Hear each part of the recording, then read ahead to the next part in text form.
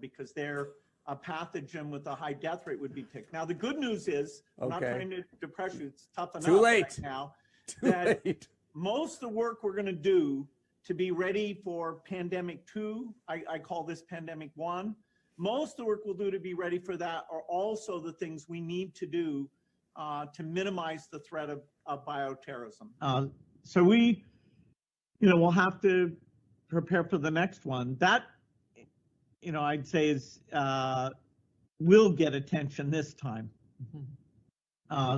So we, we'll have to prepare for the next one. That, I'd say is will get attention this time. That, I'd say is will get attention this time. That, I'd say is will get attention this time.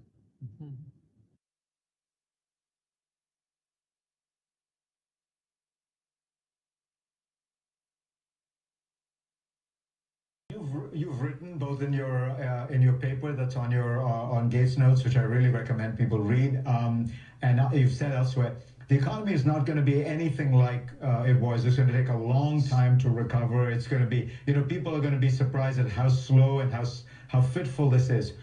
And you've said elsewhere, the economy is not going to be anything like it was. It's going to take a long time to recover. It's going to be, people are going to be surprised at how slow and how fitful this is. It's safe to say there's been quite a few IQ checks these past few weeks. Obviously, the first one is believing any of this absolute bullshit. I would say 90 to 95% of the population failed that first check. The second IQ check is going to get tested for this. And yeah, the people that don't believe in it probably aren't going to get tested. But have you guys seen this test? Beats and Bros.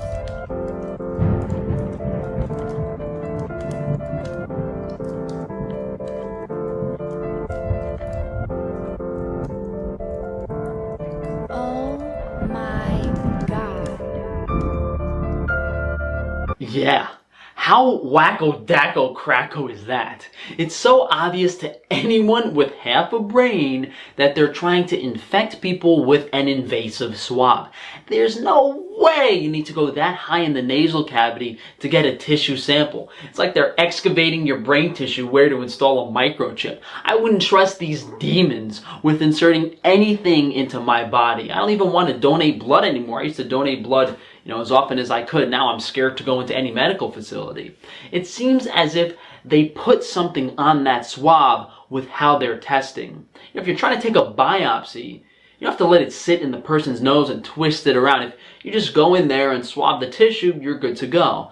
But if you're trying to infect someone, you might want to ensure that that infectious pathogen, stays there a little while, long enough to take hold. You twist it around a bit, make the person bleed, smear it in there, get that, blood connection going for the viral infection. So that was a test done on someone in public. What we can assume is a regular test for this virus. What's interesting is when the person is on TV, things suddenly change. Doctor. Oh, hello, Denham.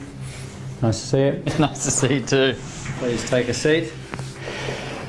So this is the COVID swab. This will go into your nose and to the back of your throat. It's a little bit uncomfortable. We do one in each nostril. I think you'll agree that's really unpleasant. Oh, you really get in there.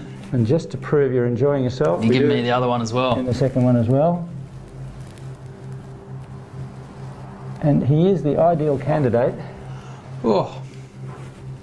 Most people scream and run around the room. So of these swabs, yep, You've had around 50 patients and they've all come back negative. Yes. Why is the doctor so gentle and less invasive on TV with the news reporter? Yet the general public, the average person, is getting skewered like they were trying to shove bugs up our noses to alter our brain function. The amount of painfully obvious red flags is starting to make me think that the powers at be have done an excellent job. They have successfully lowered the IQ of the population through poor diet and lifestyle, spraying chemicals, blasting us with electromagnetic weaponry, to the point where the average person can't achieve anything in life beyond basic pleasantries. But the real kicker to this second IQ test is they literally publicized the test kits have been contaminated with the virus. You can't make it. Oh my God, I can't. It's too ridiculous. I'm just gonna give up. Coronavirus test kits have been contaminated with coronavirus, says report. One of those suppliers, the Luxembourg-based firm Eurofins, that has told British labs some of the components have been contaminated. It's not clear exactly how the contamination was allowed to happen, but government health sources told the newspaper it shouldn't cause a big delay. What do you mean it shouldn't cause a big delay? Why are you still purchasing test kits from a company that told you? Oh my God. And it's not just them. CDC failed coronavirus tests were tainted with coronavirus. Feds confirm. As the new coronavirus took root across America, the U.S. Centers for Disease Control and Prevention sent states tainted test kits in early February that were themselves seeded with the virus. Federal officials have confirmed.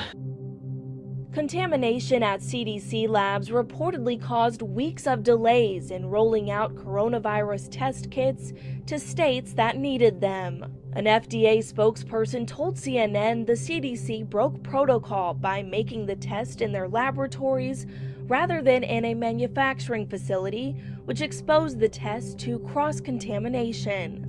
The Washington Post first reported the FDA had to help sort out issues with the test in mid-February, as the CDC wasn't sure what was causing the test to be ineffective. While the testing was fixed within days of the FDA's intervention, the many weeks of delays prevented a widespread rollout of testing in the early days of the pandemic.